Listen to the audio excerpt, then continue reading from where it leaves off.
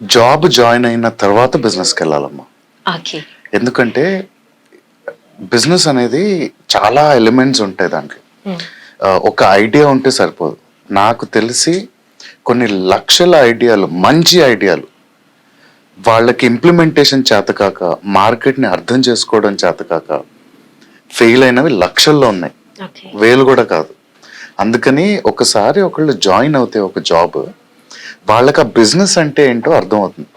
So ఇప్పుడు మీరు అన్నారు ఒక క్వశ్చన్, పొద్దున్న లేచినప్పటి నుంచి బిజినెస్ అనే ఐడియానే ఉంటే ఆ బిజినెస్ పరంగా ఒక జాబ్ జాయిన్ అవ్వండి. అంటే ఇప్పుడు నాకు రీసెంట్ గా ఒక అతను వచ్చాడు నా దగ్గరికి, సార్ నాకు సప్లై చైన్ లో చాలా మంచి ఐడియా ఉందండి, supply chain management, inventory management, e commerce companies కి నాకు ఏదో ఒక ఐడియా ఉందండి అని.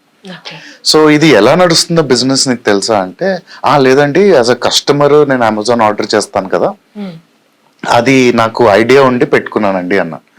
అయితే నేను అతనికి చెప్పింది ఏంటంటే, ఫస్ట్ నువ్వు ఒక సప్లై చైన్ కంపెనీలో జాయిన్ అవ్వు, 6 నెలలైనా పర్లేదు కానీ జాయిన్ అవ్వు. అసలు వాళ్ళు ఎలా పనిచేస్తున్నారు, ఏ సాఫ్ట్వేర్ వాడుతున్నారు, ఛాలెంజెస్ ఏంటి, ఎక్కడ వాళ్ళకి ప్రాఫిట్స్ వస్తున్నాయి, ఎక్కడ లాస్ వస్తుంది అనేది ప్యూర్లీ బిజినెస్ పరంగానే ఉద్యోగం చేయి. అందరితో మాట్లాడు, ఇది ఎలా చేస్తున్నారండి, అది ఎలా చేస్తున్నారు, మనకి ఇది ఎక్కడి నుంచి వస్తుంది కనుక్కో.